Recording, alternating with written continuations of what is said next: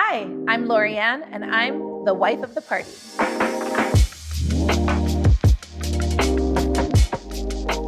We celebrate people. Big or small, we do it all, from intimate gatherings to working with some of the top Hollywood celebrities. I'm here today because I want to share some of the best entertaining tips from the Wife of the Party team leading up into holiday season. I am so excited to be working with SHEIN to show you how to create a memorable, luxurious experience at an affordable price.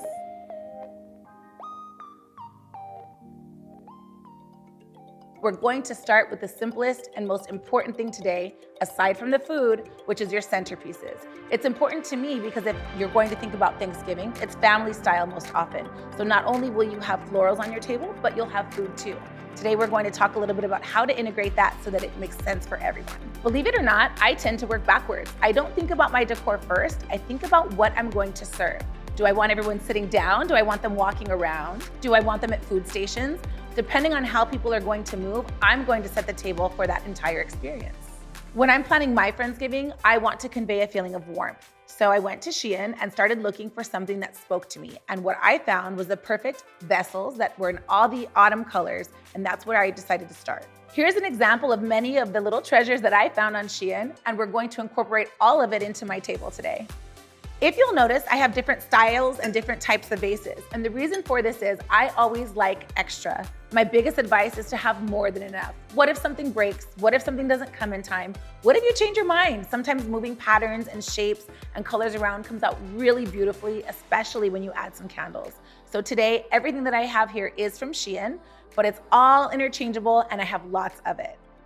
So what I'm going to start with is which type of vase I want to use for the first centerpiece. If you notice, I have shorter vases, medium sizes, and I have some that are taller because I definitely like odd numbers and dimension to everything that I touch.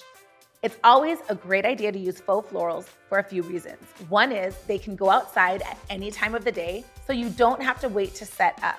When it's hot outside, nobody wants ugly wilted flowers, so this is a perfect way to get the perfect look all day long. Secondly, they're really easy to transport, and if you have them for this year, you can always save them for next year and pop in another bit of color to add to it to increase your little storage supply of all the things that you need to entertain. The reason I like to use floral foam is I like dimension and height. You can always have an empty vase full of water and it will look just as beautiful. However, this will enable me to stick the flowers out, have some lower, and give it a completely different effect on the top. Now this was really fun because this is how my flowers arrived. So it always made it that much more of an experience to unbox it. As you can see, these have a little wire stem here, which makes it very easy to stick it in and out of the floral foam so I can get that final look that I want for my perfect centerpiece.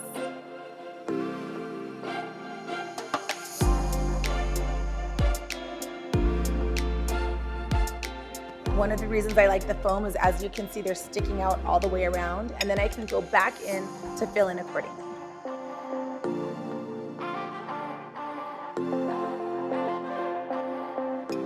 So basically, with just one of these boxes, I was able to achieve this look. So one base, half of floral foam, and one box of florals, and this is what it looks like. I personally don't like all my flowers to look stuck together, so this is a perfect look for me. But if you definitely want to have more, you can just add a second box, pull in some real florals, or decide if you want to add some greenery. And I forgot to mention something.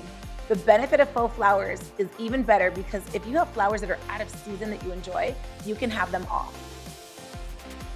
If you're adding in real flowers, be careful not to cut the stems too short.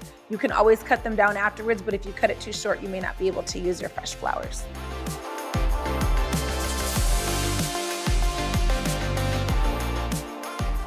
One thing to notice is as I'm doing this, I'm usually pretty aware of where people are going to be sitting and taking photos. So I like one side to look nicer than the other. So if it's something that I was styling for a shoot, I would probably only focus on the front, but because my guests will be sitting on both sides, I'm going to make sure that it's perfect all the way around.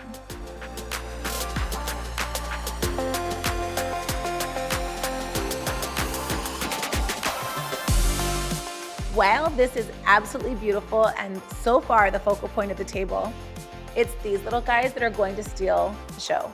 So I like a lot of filler. I like everything to be very full. And remember that I want to serve my Friendsgiving dinner with food on the table. So I'm going to need to be able to easily move things One flower in each little vessel will give me the opportunity to fill the space, make it look really lush, but also be fun to move around when I bring out all the good stuff. So you can see here how the heights kind of matter, and the bigger flower and the higher vessel just gives it that dimension that I keep talking about. I think this looks really well put together, and it's going to allow me to kind of see how I want to lay out the rest of the table. But this is a perfect example of 3 minutes, faux flowers, easy vases, and it looks so beautiful all together.